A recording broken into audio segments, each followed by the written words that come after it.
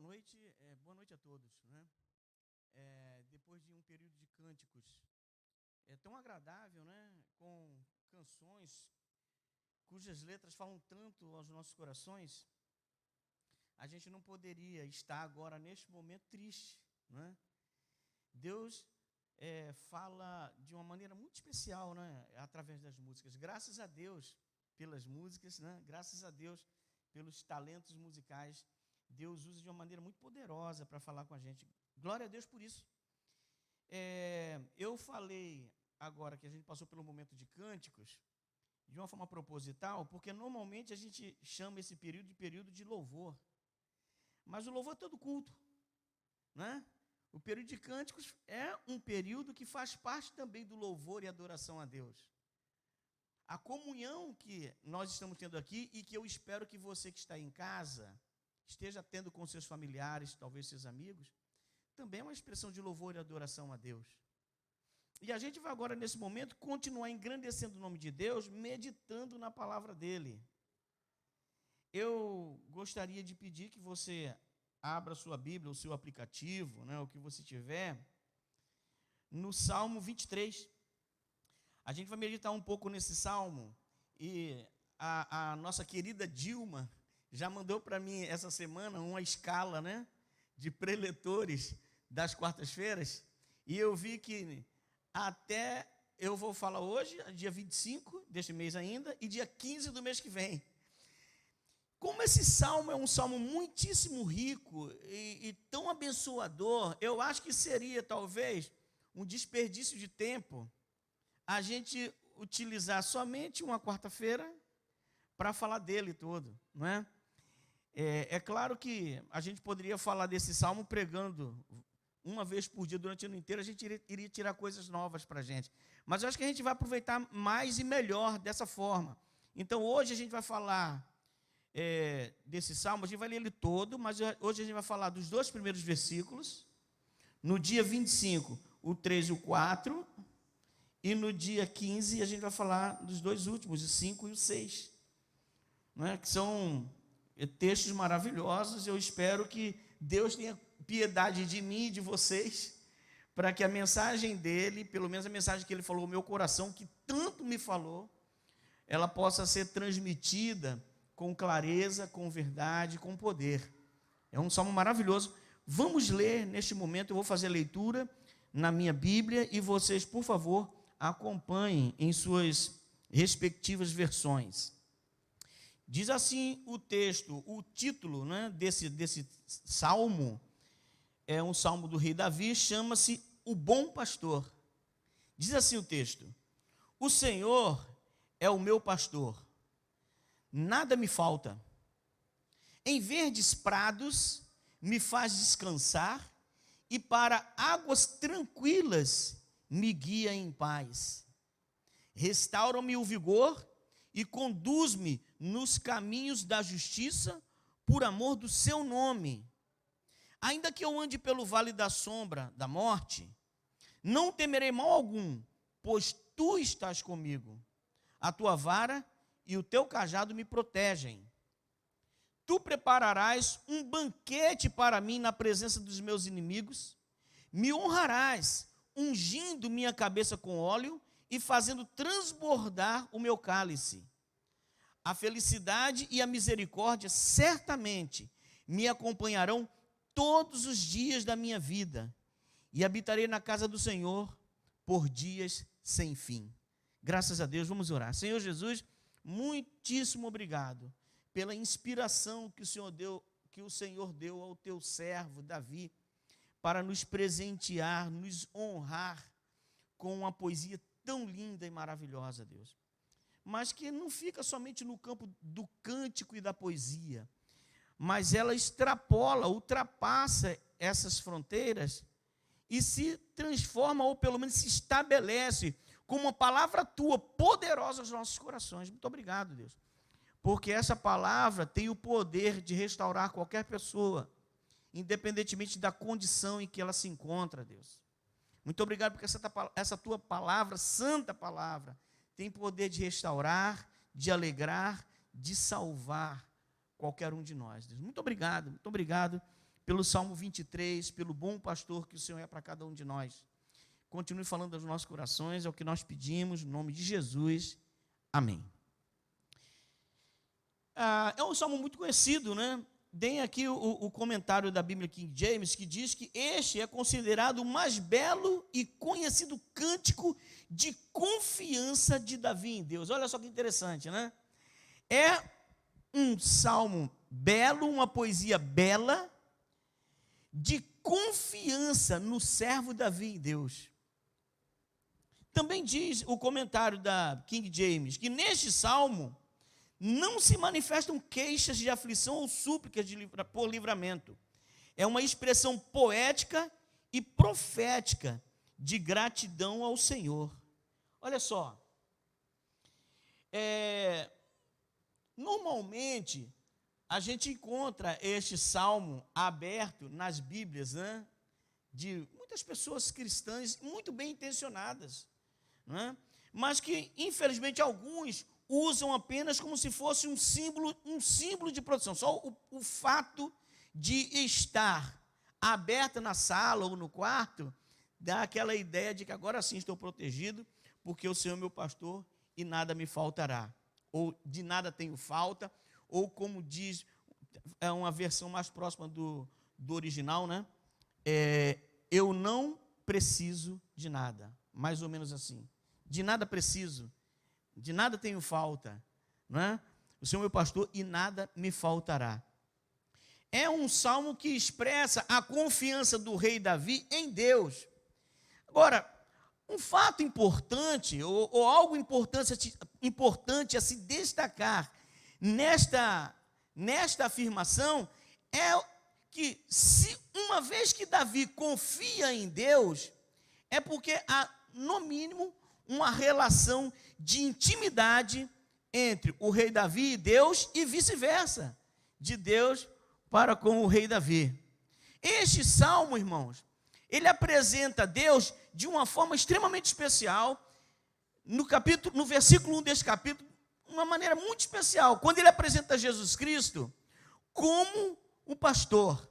A Bíblia, em vários textos, eu poderia já dizer aqui, João 10:11, apresenta Jesus como o bom pastor. Ele é bom pastor porque dá a sua vida por suas ovelhas. A carta aos Hebreus 13:20 afirma que ele é o grande pastor que venceu a morte, que foi subtraído da morte. Por isso é o grande pastor. E na carta de 1 Pedro 5,4, afirma que ele é o príncipe dos pastores, ou o supremo pastor, que dá a imperecível coroa da glória a todos. Uma coisa importante, uma coisa que traz, pelo menos para mim, alento para o meu coração, irmãos, é porque quando o salmista afirma que Jesus é o pastor, ele está dando, sim, nesse termo de pastor, características a Deus como alguém poderoso, como um escudo, como um rei que pode todas as coisas, e que são termos apropriados, que são características e qualidades apropriadas e verdadeiras a Deus. Só que a principal característica, o principal sentido que o salmista está querendo atribuir a Deus, quando ele chama Deus de pastor ou de bom pastor, é porque ele está querendo agora nos ensinar e nos mostrar que Deus, ele é poderoso, que Deus é escudo, que Deus é rei, mas que Deus também é um Deus próximo, um Deus íntimo. Isso faz toda a diferença nas nossas vidas, irmãos. Deus é um pastor porque ele está próximo, ele caminha, ele conduz e ele entende as nossas necessidades. Muitas vezes a gente se sente confuso conosco mesmo, né? A gente não se entende, às vezes a gente se sente irritado conosco mesmo, às vezes a gente não se perdoa a nós mesmos por os nossos erros, as nossas falhas, as nossas confusões. E, em razão disso, a gente às vezes tem dificuldade de entender que Deus está conosco, que Deus está próximo de nós, vendo tudo que fazemos, mas não de uma forma de castigo, coercitiva, mas de uma maneira compassiva, compreensível e acolhedora. Eu não sei o que certamente você está passando em sua vida hoje.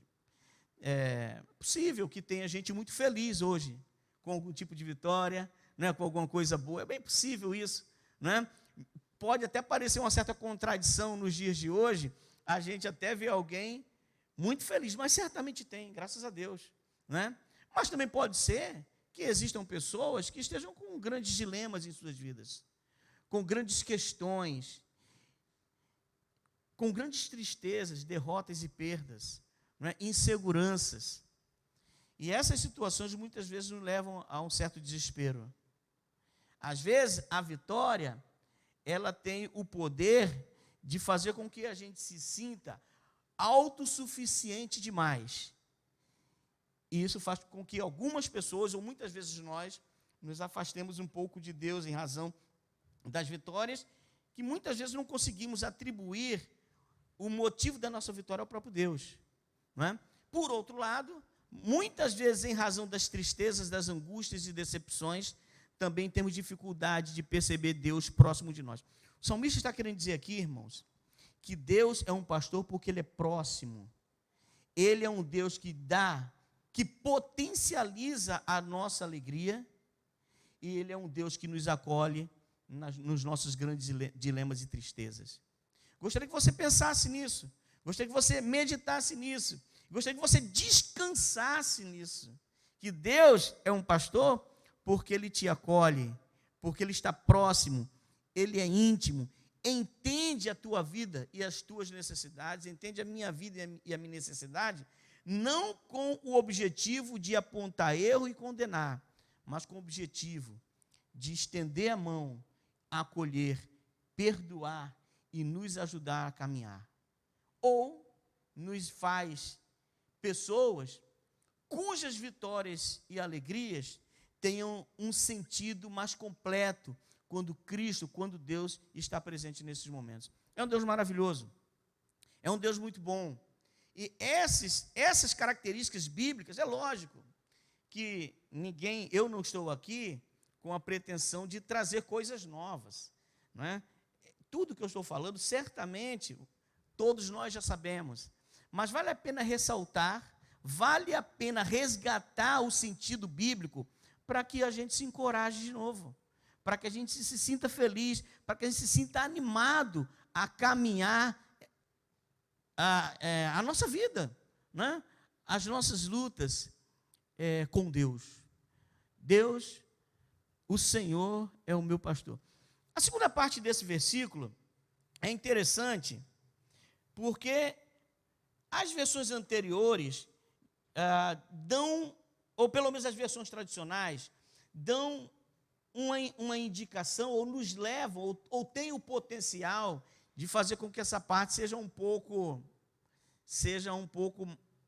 mal compreendida, né? Normalmente, os trechos tradicionais dizem que o Senhor meu pastor, nada me faltará, né? Estudos mais modernos, a gente poderia dizer assim, e que buscam dar um sentido mais próximo do original, não interpretam mais esse texto como nada me faltará, mas algo parecido como o Senhor meu pastor, de nada tenho falta, ou de nada necessito. O Senhor meu pastor, de nada tenho falta, de nada necessito. Quando a gente fala, quando a Bíblia traz à luz, quando a Bíblia traz à tona a verdade, ou essa revelação de que Deus é o pastor, de que Deus é um Deus próximo, um Deus que caminha e nos possibilita uma vida de intimidade com Ele.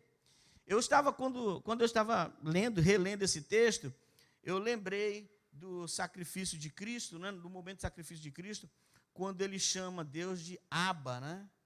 Abba, Pai.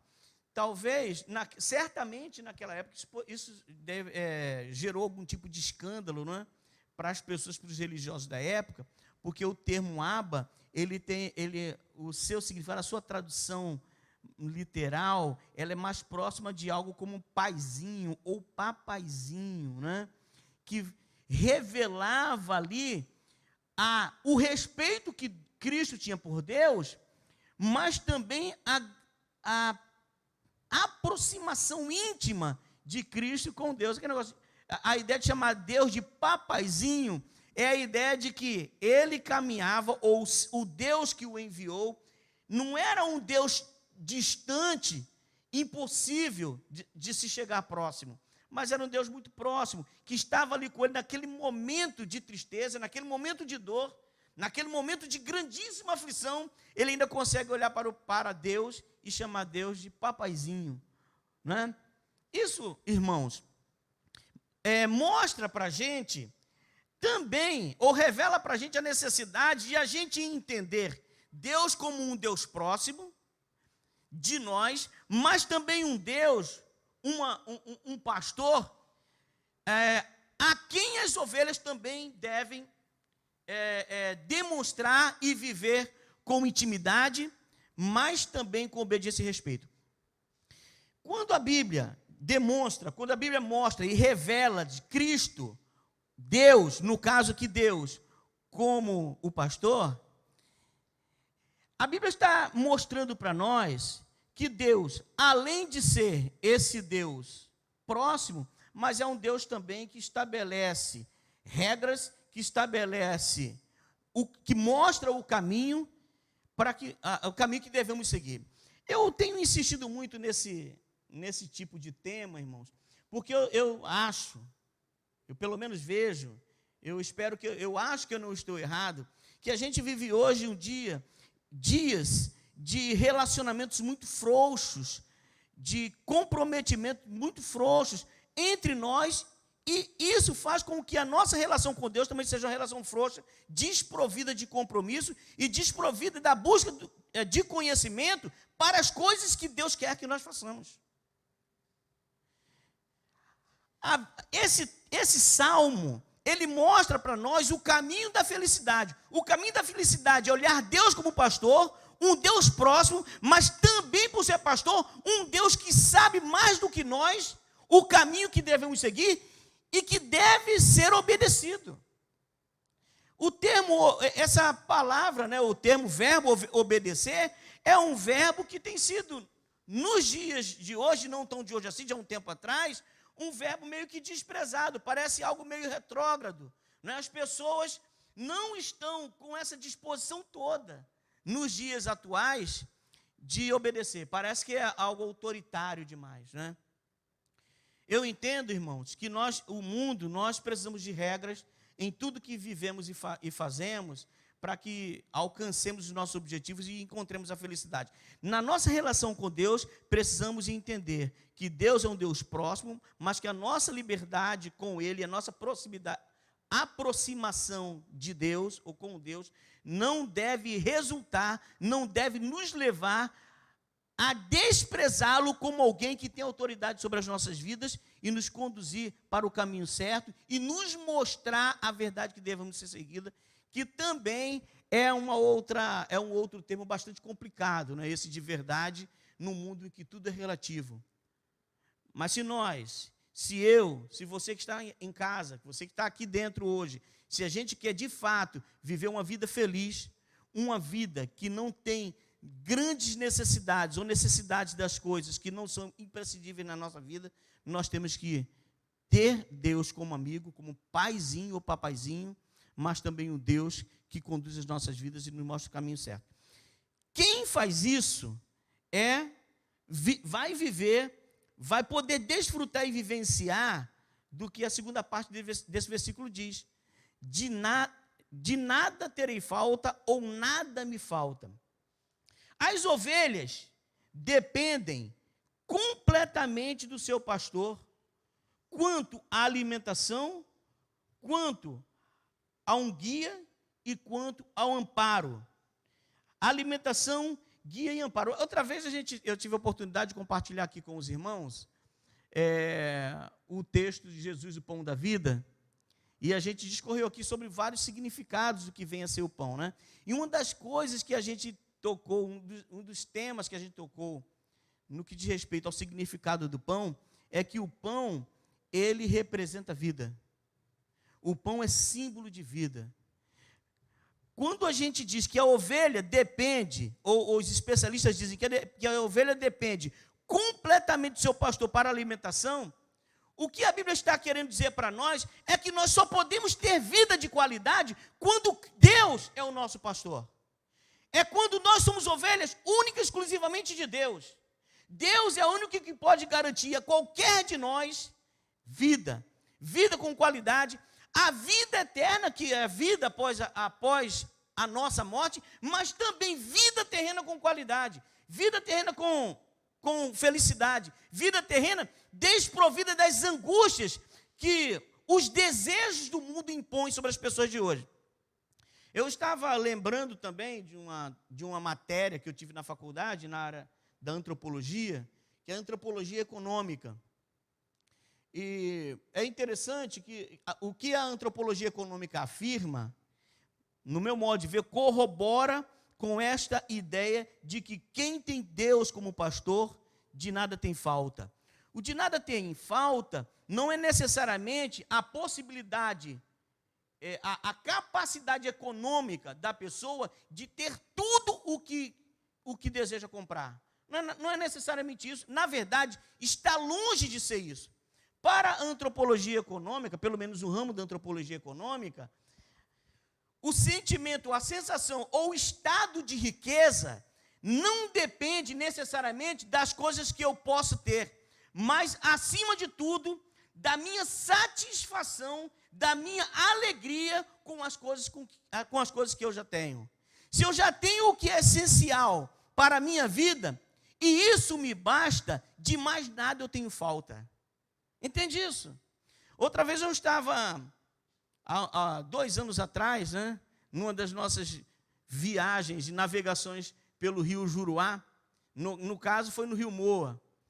Eu encontrei, a gente parou num lugar onde tinha uns rapazes, numa fábrica de barcos, e eu perguntei a um deles aqui, assim, vem cá, você tem vontade de conhecer o Rio de Janeiro? É engraçado, é uma curiosidade minha, agora eu parei até de perguntar, porque a gente normalmente imagina que a pessoa que mora num lugar tão escondido no Brasil, cravado dentro de uma floresta que não tem energia elétrica, não tem shopping, não tem nem estrada, a gente pensa que essas pessoas têm uma ansiedade de conhecer uma cidade como o Rio de Janeiro. E eu parei de perguntar, porque normalmente, nos ribeirinhos, quando eu perguntava isso, você tem vontade de conhecer o Rio de Janeiro? A resposta comum, pelo menos nessa minha experiência que eu tive, era o seguinte: não tenho. Falei, como assim não tem? Até me assustava, você não tem vontade de conhecer o Rio de Janeiro? Ele não. Mas por quê? Ele apontou assim para a natureza, para mim, e falou assim, eu tenho tudo aquilo que eu preciso. Eu tenho o rio, tenho a canoa, eu pesco, eu planto, eu caço, eu tenho tudo que é necessário. Esse é mais rico do que eu, que fico angustiado em minha casa, porque não consigo comprar o tênis que eu gostaria de comprar, porque eu não tenho a casa que eu gostaria de ter, eu não tenho o carro que eu gostaria de ter, não tenho a roupa que eu gostaria de ter, e quando eu tenho alguns desses itens, sou tentado a cada dia ter mais e mais, e vivo uma profunda crise de angústia e decepção, infeliz, mesmo com acesso a todos esses produtos. Olha só, o que a Bíblia está dizendo é que Deus é nosso pastor, e quem tem Deus como seu pastor, e quem se coloca diante de Deus como uma ovelha obediente, como uma ovelha que vê o seu pastor como aquele que pode prover de tudo, esse não tem necessidade de nada, porque Deus, de fato, é o que a Bíblia nos afirma, é com a própria experiência do salmista, que o Deus, o nosso pastor, vai nos prover de tudo, vai nos dar o alimento que nos garante a vida, vai ser o nosso guia, que vai nos mostrar o caminho e o lugar,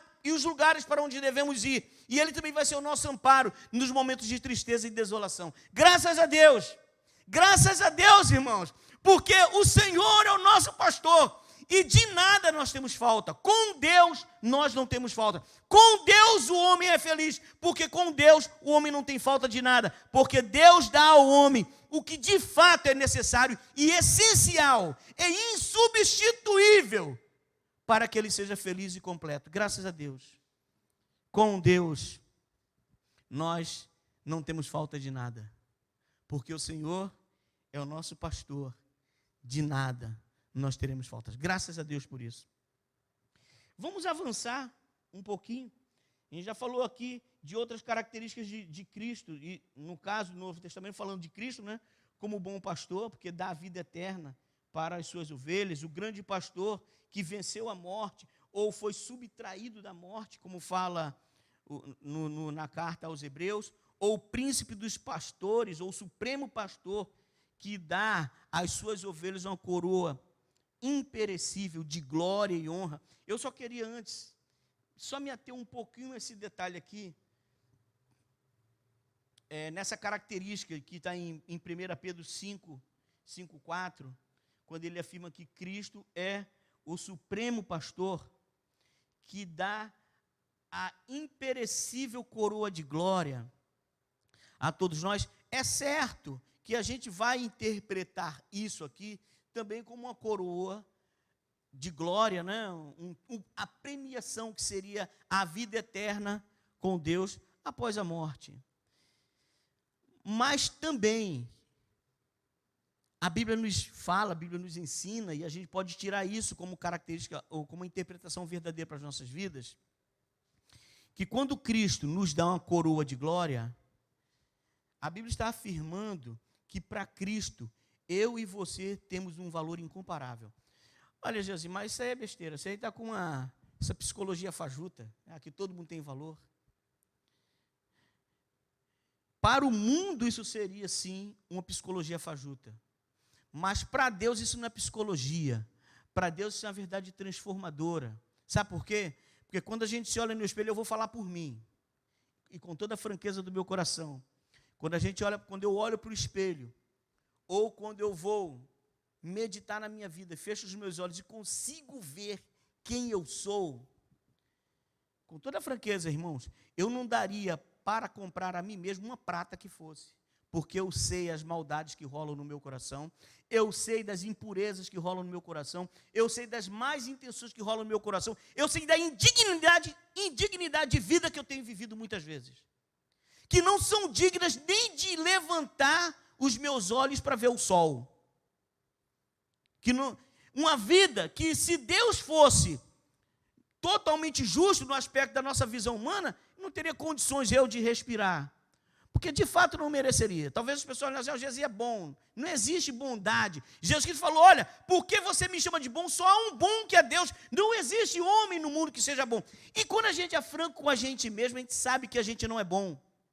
E muitas vezes, quando a gente cai na real e percebe a nossa indignidade, e percebe a nossa maldade, e percebe que a gente não vale absolutamente nada, a gente tem dificuldade de olhar para Deus, se aproximar de Deus. A gente não consegue perceber que Deus nos ama, porque a gente também não consegue perceber que as pessoas podem nos amar. Eu quero dizer para nós aqui, quero dizer para você, que não importa o valor que as pessoas te dão, não importa se você tem caminhos, sinais abertos em todas as avenidas, não importa se todas as portas estão abertas para você ou não, se todos os sinais da sua vida estiverem em vermelho, semáforo vermelho, portas trancadas, pessoas virando as costas para você, existe um Deus, existe um pastor maravilhoso, que tem disposição de colocar uma coroa de glória na tua cabeça, na tua vida, e fazer com que você se sinta digno, valorizado, porque é exatamente isso que ele fez. A Bíblia diz que ele desceu da sua glória, da glória dele, ao lado do Pai eterno, e veio aqui morar entre nós, não apenas para saber como a gente vive na pele dele, mas para morrer por nós e colocar em nossos corações, sobre nossas vidas, uma coroa de glória, de valor eterno, que homem nenhum, gente nenhuma, ninguém pode tirar. Você de fato tem valor, porque o nosso Pai eterno é o príncipe dos pastores, que disponibilizou uma coroa de glória eterna, para cada um de nós, para você também. Graças a Deus por isso. Graças a Deus porque isso não é algo predestinado no sentido de ser para algumas pessoas. Para todos nós. Não importa o que você fez de mal esses dias, ou o que você pensou de mal esses dias, ou não importa nem o que você seja. Ou até algumas pessoas se consideram grandes demais e acham que não podem, que Deus não pode dar a ela uma vida mais gloriosa do que ela já tem. Deus pode, porque Cristo amou o mundo de uma maneira maravilhosa, e nesse mundo encontra-se você. Eu me encontro e encontra-se você.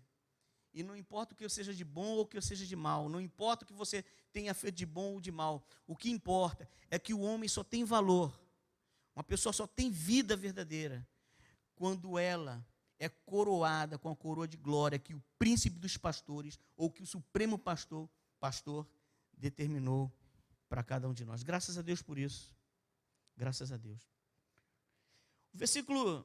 Então eu queria finalizar o primeiro versículo, já foi que o Senhor é nosso pastor, que nada nos falta, que a gente não tem falta de nada, e a gente não tem falta nem de valor e dignidade, a gente não tem falta das coisas que são necessárias, a gente tem tudo, em Cristo a gente tem tudo o que é necessário, absolutamente tudo o que é necessário para ser feliz. Eu só quero me manter um pouquinho nesse tema, a gente vai lembrando de coisas aqui, eu não sou como o pastor Alain, né? Que tem ali tudo organizadinho, eu sou muito desorganizado, inclusive na disposição de minhas ideias. Então, você me perdoem, se quiserem continuar me chamando aqui de novo, vai ter que me engolir, como dizia o velho lobo Zagalo. Vão ter que me engolir. A Bíblia diz, então, que o Senhor é um pastor, de nada nós temos falta, porque Ele é capaz de dar a nós e fazer de nós as pessoas mais dignas deste mundo, independentemente do que nós somos, do que nós temos, do que nós viemos a fazer. Isso é bom demais. Esse é um salmo, esses são versículos que, quando eu leio, eles trazem muito alívio para o meu coração. De fato, traz. E esse é o Deus que nós seguimos, que devemos seguir, irmãos. Esse é o Deus que a gente tem que ter forças e obstinação para seguir sempre. Mesmo que os nossos melhores amigos pensem diferentes, que os nossos melhores mestres pensem diferentes. Porque o Senhor é o nosso pastor e com Ele nada nos falta. Se nós tivermos que rejeitar verdades, posições de pessoas que a gente ama, a gente tem que fazer. A gente vive num mundo assim, tão carente, a meu ver, né, de pessoas que se aceitam mutuamente, que se valorizam mutuamente, que algumas pessoas, eu estou falando isso a partir de uma experiência própria, que eu vivi recentemente, não eu especialmente dentro desse contexto, mas que eu pude testemunhar, né, que a gente pode testemunhar. Pessoas crentes que rejeitam as verdades de Deus, porque os meus amigos queridos praticam e pensam e falam diferente. Então, para não perder os amigos, eu rejeito as verdades de Deus.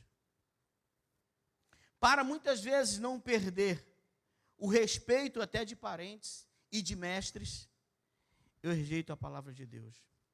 Deus é um pastor tão maravilhoso que ele deve ser seguido obstinadamente, mesmo que os seus amigos, seus parentes e seus mestres pensem o contrário. Eles é que estão errados. E se você ama os seus amigos, seus parentes, seus mestres, a maior prova de amor que eu e você podemos demonstrar para eles é mostrando para eles que a verdade é Deus e que eles devem se curvar a essa verdade sempre. Por mais que essas verdades de Deus, elas venham agredir, muitas vezes, as nossas mais profundas concepções de justiça, de amor e de verdade. Deus está acima de todos os nossos pensamentos, de todas as nossas verdades, de todas as nossas concepções. O texto diz: em verdes prados me faz descansar, e para águas tranquilas me guia em paz.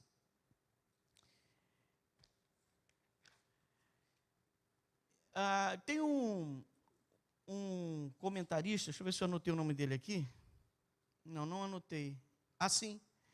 Na verdade, não tem o nome do comentarista, é um comentário chamado Diário Viver. Falando desse texto, dessa parte.